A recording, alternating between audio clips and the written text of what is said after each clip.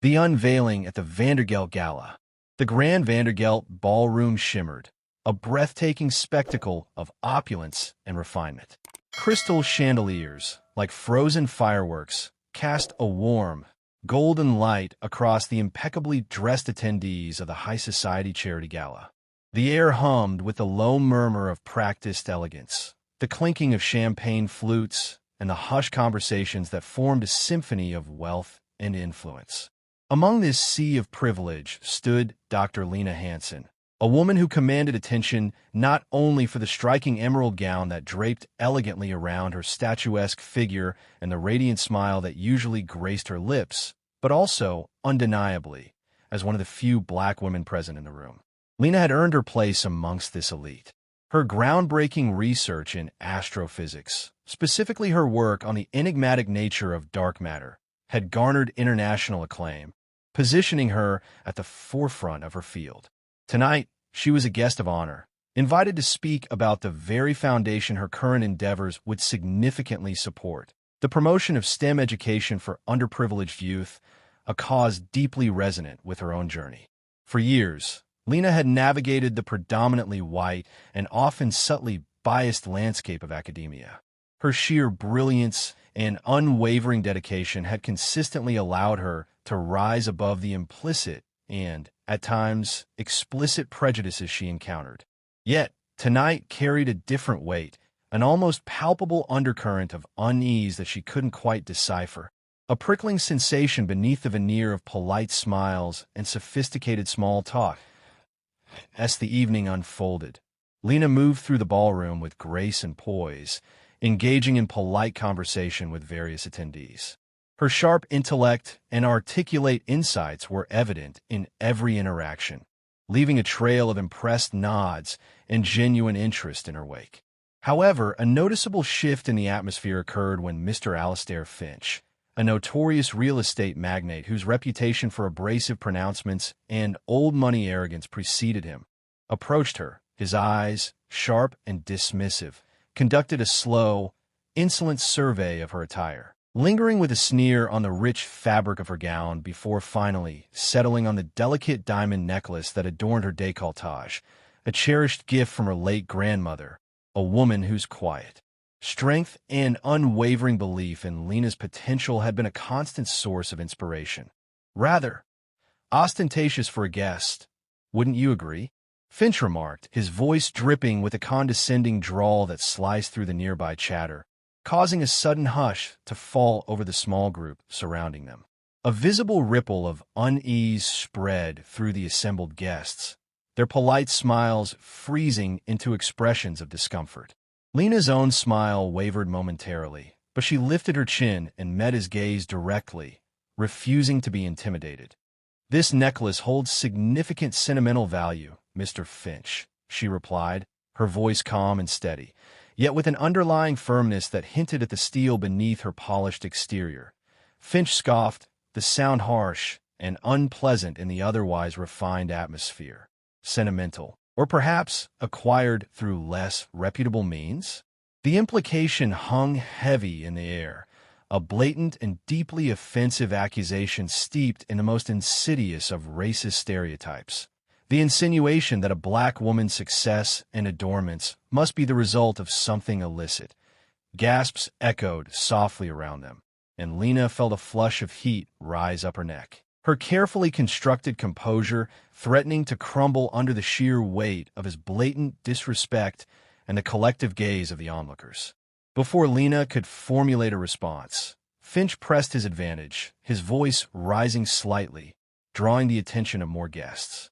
He audaciously questioned her invitation to the prestigious gala, subtly insinuated that she was an imposter who had somehow managed to infiltrate their exclusive circle, and made thinly veiled references to her background, each word a calculated jab designed to humiliate and demean her publicly in front of the city's elite, the very people she was meant to address and inspire.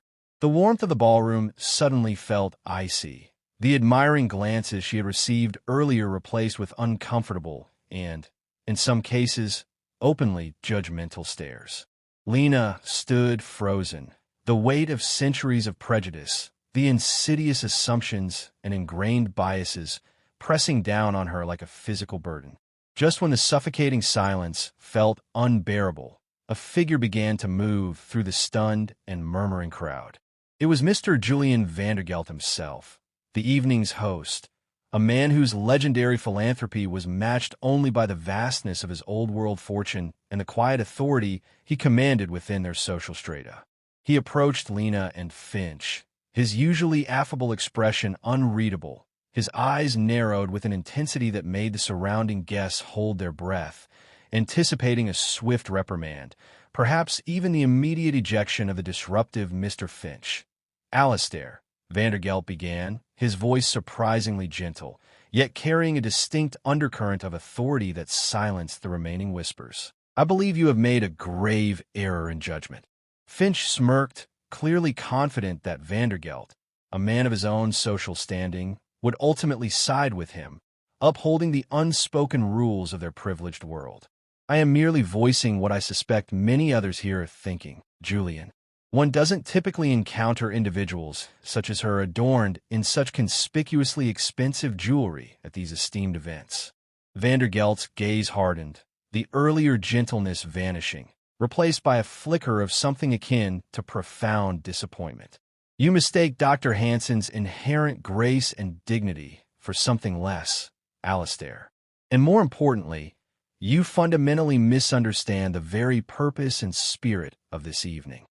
He then turned his attention fully to Lena, his eyes now filled with genuine respect and a hint of apology.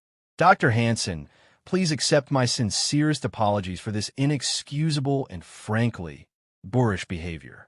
Mr. Finch's reprehensible words in no way reflect the values of this foundation, my personal beliefs, or the sentiments of anyone present here tonight who possesses even a modicum of decency and understanding. What transpired next left the entire ballroom utterly speechless, a collective gasp rippling through the stunned attendees. Julian Vandergelt, the very epitome of old-world wealth, privilege, and understated power, did not simply offer a polite and dismissive apology on behalf of his ill-mannered guest. Instead, he orchestrated a moment of profound significance, an unexpected act of solidarity that would be recounted and analyzed in hushed tones for years to come. A stark challenge to the ingrained prejudices that lingered beneath the polished surface of their society. He reached into the inner pocket of his impeccably tailored tuxedo and withdrew a small velvet box, its deep indigo hue a stark contrast to the glittering diamonds within. With a solemn and deliberate gesture, he opened the box, revealing a magnificent diamond brooch, its intricate design and breathtaking brilliance eclipsing even the delicate sparkle of Lena's necklace. With a heartfelt expression, he carefully pinned the brooch to Lena's emerald gown, placing it deliberately right beside her grandmother's necklace. The two pieces of exquisite jewelry now resting side by side against the rich fabric. "This brooch belonged to my late mother," Vandergelt announced, his voice resonating with a sincerity that cut through the stunned silence. "It was her most cherished possession, a symbol of her own strength and unwavering integrity. Tonight, Dr. Hansen," he continued, his gaze meeting Lena's with profound respect, "I would be deeply honored if you would wear it as a symbol of the extraordinary brilliance that transcends all prejudice, the inherent dignity that effortlessly silences ignorance, and the shared humanity that, at its core, irrevocably binds us all together." A collective gasp swept through the ballroom, the sound almost audible in the profound silence that had descended. Alistair Finch's face, moments before contorted in a smug sneer, now paled visibly, his eyes wide with disbelief and a dawning realization of the monumental blunder he had committed. The uncomfortable and judgmental stares that had been directed at Lena just moments ago, now visibly transformed into gazes of admiration, respect, and even a hint of shame amongst some of the onlookers. Lena, her eyes glistening with unshed tears, her voice thick with emotion, could only manage a choked whisper. "Mr. Vandergelt, I don't even know what to say." Vandergelt simply offered her a warm and genuine smile. a smile that crinkled the corners of his eyes and conveyed a depth of sincerity that resonated throughout the room. "Say yes, Dr. Hansen. Say yes, and let us move forward, celebrating your remarkable achievements and the brighter, more inclusive future we are striving to build together." And she did. With a newfound sense of strength and unwavering resolve, Lena Hansen stood tall, adorned with her grandmother's cherished necklace and Julian Vandergelt's mother's precious brooch, radiating an aura of indomitable spirit and quiet resilience that filled the ballroom, pushing back against the shadows of prejudice. Finch, utterly ostracized and acutely aware of his egregious social misstep, quietly retreated into the background, his earlier arrogance completely deflated. The remainder of the evening unfolded with a palpable shift in atmosphere, a renewed sense of purpose and genuine connection permeating the room. Lena's subsequent speech was even more powerful and inspiring than anticipated, her words carrying an added weight and resonance after the blatant act of racism she had endured and the extraordinary act of solidarity that had followed. The attendees, humbled and deeply moved by Vandergelt's courageous stand and Lena's grace under fire, opened their hearts and their wallets with unprecedented generosity, their contributions exceeding all previous records for the foundation. Julian Vandergelt's actions that night transcended mere philanthropy. They were a powerful and public condemnation of prejudice, a testament to the profound impact of allyship. He had not just defended Lena. He had used his considerable influence and social capital to unequivocally elevate dignity above ignorance and challenge the deeply ingrained biases that often lurked beneath the surface of their seemingly progressive society.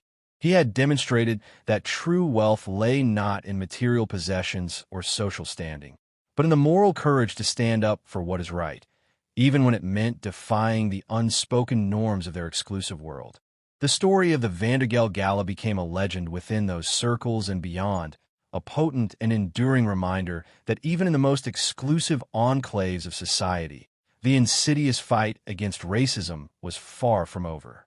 But it also became a powerful testament to the transformative power of allyship, the profound impact of empathy and genuine human connection, and the enduring strength and resilience of those who rise above hate and ignorance with grace, brilliance, and unwavering dignity. And for Dr. Lena Hansen, it was a night where an act of public shaming was unexpectedly transformed into a powerful unveiling, an unveiling of her indomitable spirit and the profound, unexpected kindness that could bloom even in the most unlikely and challenging of circumstances, leaving an indelible mark on the hearts and minds of all who witnessed it.